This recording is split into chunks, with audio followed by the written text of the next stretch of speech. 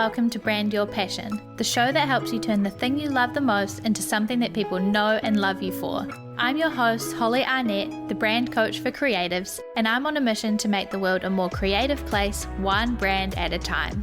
If you're ready to get more eyes on your work, more dollars in your pocket, and more creativity in your life, you're in the right place. Welcome. Let's brand your passion.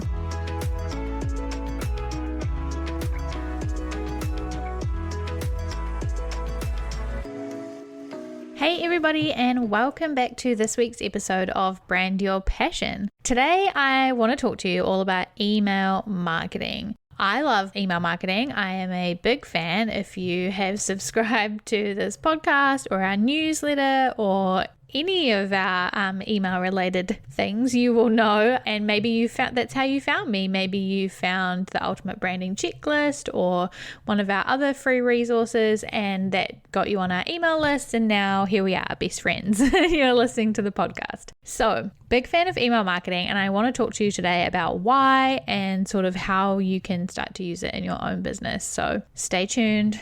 Let's dive in. Let's talk about what it is and why you want to get into it. So at its most basic, Neil Patel says that email marketing is sending emails and developing relationships with prospects and customers. So basically it is just sending emails and developing relationships. That is the whole point of email marketing. It's all about sending information or offers or messages or whatever you want to send, which is the beauty of it, via email, and developing relationships with the people who are receiving those emails. So that in a nutshell is what email marketing is all about. Let's dive into why you even want to start using that, right?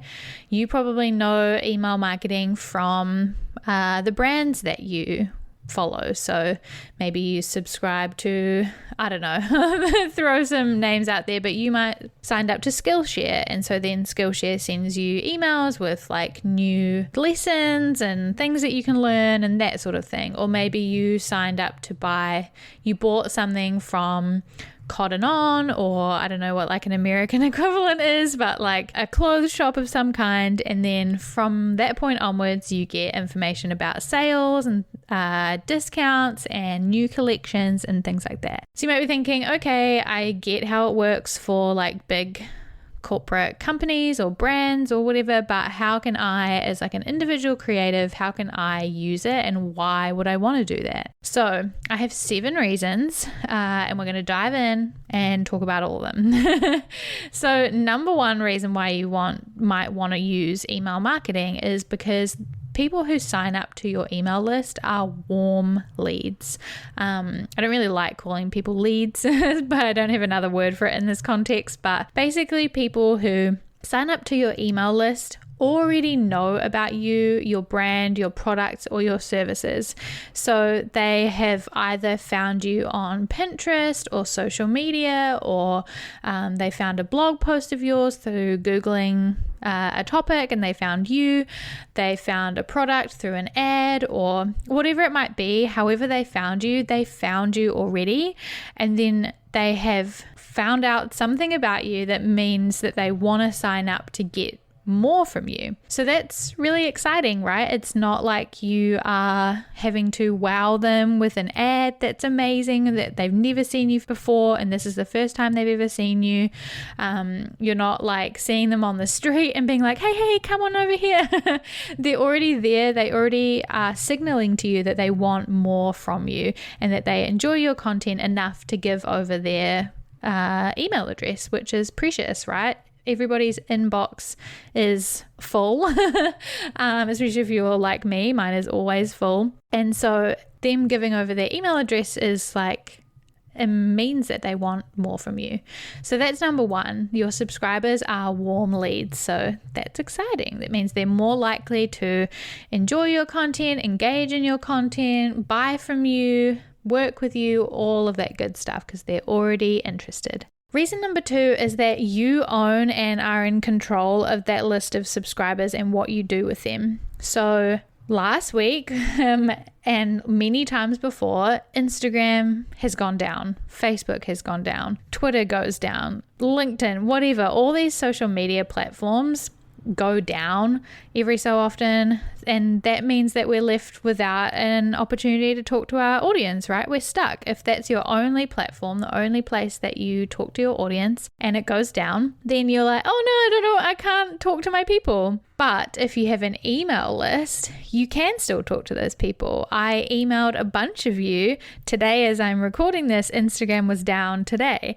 And so I still was able to tell you all about what was on the podcast this week, what we were doing on Twitch this week, what blog posts we had posted, like all of the things that we do and all of the things that I wanted to talk to you all about. I could still do that because I had a email list and I own that list and I can do whatever I want with it, right? I can send a newsletter, I can send information about a new product, I can send a testimonial, I can send a discount offer to people who have bought from the shop before. Like I can do whatever I want with that email list and I'm in control of what that looks like. Whereas when you are tied to like Facebook or Instagram or whatever, you are just tied and limited to whatever their features are and whatever their algorithm favors, right? Like everybody complained about reels coming out or the link sticker changing and all of that stuff. So if you don't like that stuff, then an email list is a great way to go because you can decide exactly what you want to do with an email list. You can send videos, you can send audio files, you can send links to playlists, you can send blog posts, you can send whatever you want. You own and are in control of your email list.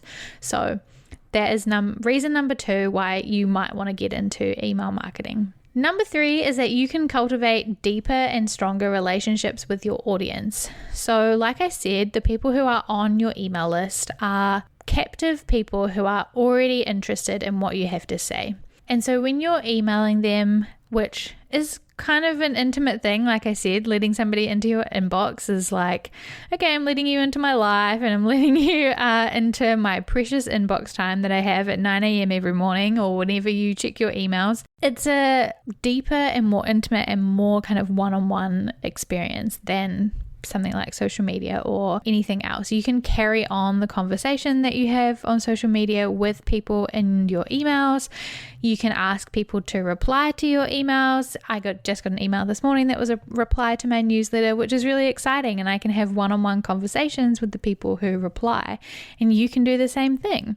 You can also nurture them so that you provide more of what they're looking for, and that creates a better relationship with them. So if they sign up to a checklist about like branding, for example, I can then send more information that's about how to get started with your brand or other things that are related and going to be helpful. And that means that we can sort of build a relationship together. They can get to know me, I can get to know them, and we can go forward together. So it's really exciting in that way. Number 4 is that you can also reward your most loyal audience members. So the people who subscribe to your email list, who open every email, who click on all the links, all of that good stuff, the people who are your most loyal people, you can reward those people, which is super exciting. And there was a study that said that the probability of selling to an existing customer is up to 14 times higher than the probability of selling to a new customer.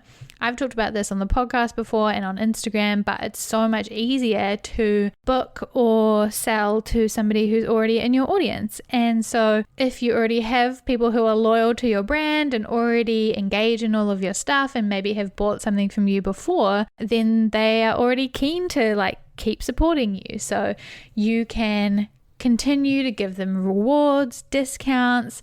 You can set up like a loyalty system or a referral system. There's another study that says that people referred to loyalty programs spend an average of 13% more annually. So if you have a loyalty program that you run through your email marketing, or you give them like discounts through your email marketing when they have bought from you in the past, or you add up points that they get every time they spend with you, and you send them rewards through email when they hit a certain amount of points. However you want to make it work, these people are more likely to then buy from you. So that's really exciting and great if you're trying to sell more things or book more things. Smart, magical marketing. Number 5 is that you can personalize your communications through email marketing, which is one of the most exciting things to me, I think, because you can personalize it in terms of saying, like, using their name or catering to like when their birthday is. So say they sign up to your list and they put in that their birthday is in June, you could send them a birthday discount at the start of June, for example. Or in your emails, you can say, hey, Kathy, or hey, Holly, or hey, Jimmy, or whatever your name is. You can personalize it to them so it feels like you're having a more personal one-on-one conversation with somebody, which is always going to feel better and always going to feel more personalized. But you can also personalize things in terms of the content itself that they get. So say, for example, somebody signs up to my list and they say that they are interested in the design side of branding, right? They sign up and download an opt-in that's related to the design side of branding. Then I can say, okay, this person is interested in design related things. They want to learn about like logos and fonts and colors and that kind of thing in terms of branding. So I can make sure to send them emails that are related to that thing. So I might send them information or blog posts or podcasts that are about those things. I might send them any products that we release or services that are launched that are related to the design side of branding, right? So I'm personalizing the content that I'm sending based on the person themselves and giving them what they really are here to learn from, which means they're going to like engage more, they're going to get more out of it, they're going to enjoy it more, all good things. So that is number 5, that you can personalize your communications either by just saying like, hey, so-and-so, here's a discount for people who live in Wellington, or here's a discount for you on your birthday, or you can personalize the content itself. So it's a really fun and smart way to use your marketing. Number 6 is that the return on investment for email marketing is 35-1. So this is related to the fact that people are warm leads, you're creating deeper relationships with them, you're customizing all of the content, they are your most loyal people. All of these things feed into the fact that people are going to be way more likely to invest with you through email marketing than they are through any other platform. So you sending an email launching a product or launching a service or anything like that, or launching an event or anything that people need to pay for is going to be more cost effective than posting on Instagram or sending a tweet or any other options, because the return on investment, so that means how much money you get back for the money that you put in, or that can also be time, so how much time you get in versus the money you get back, or energy or anything like that. The return on investment is 35-1. So that means if you put $1 in to your email marketing, you on average are going to get $35 back, which is pretty exciting as a creative to know that you can invest just $1 and on average get $35 back. So it's a smart way to focus your marketing because it has the highest ROI. And this is the last point, which is related, is that email is nearly 40 times more effective than Facebook and Twitter combined. So if you, whatever your goals are, if it's to like build those relationships, sell more things, book more services, anything that you're trying to do, email is nearly 40 times more effective than Facebook and Twitter combined.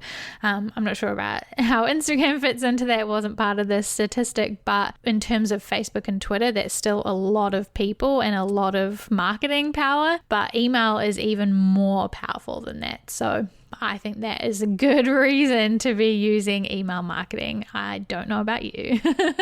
So this has been a little bit of an intro into what email marketing is and why, as a creative, you should think about seriously using email marketing.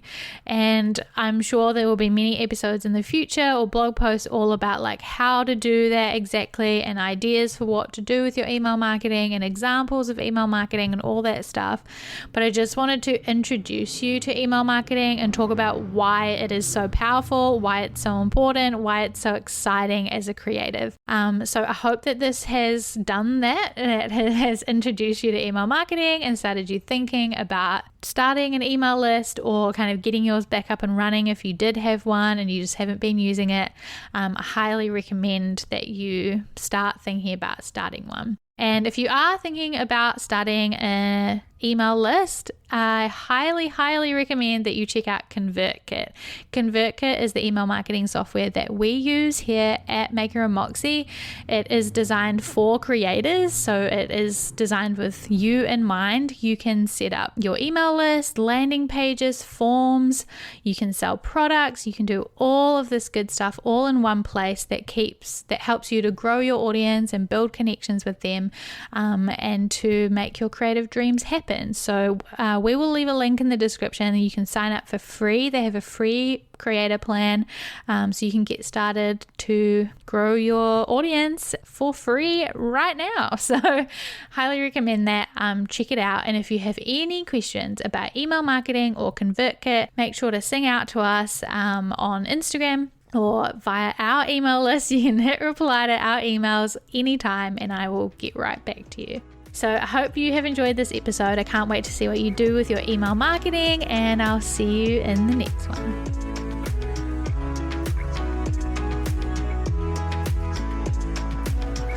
Thanks for listening to this week's episode of Brand Your Passion and choosing to spend time with me learning all about branding, business, and all things creativity. You can find more episodes just like this one at makerandmoxie.com/podcast. If you like this one, you can tap that subscribe or follow button so that you're notified about each and every new episode. And if you've got a spare second, please leave a review on iTunes or wherever it is that you're listening to this podcast, because I would absolutely 100% love to hear from you. If there were some helpful goodies in this episode for you, it would mean the world to me as well if you could screenshot that podcast player right now, hop on over to Instagram or Twitter and tag us at Maker and Moxie. By subscribing, reviewing, and sharing, you're helping reach more creators just like you, so that together we can make the world a more creative place, one brand at a time. We can't achieve this mission without you, so your support means the absolute world. I will talk to you in the next episode, but until then, keep creating.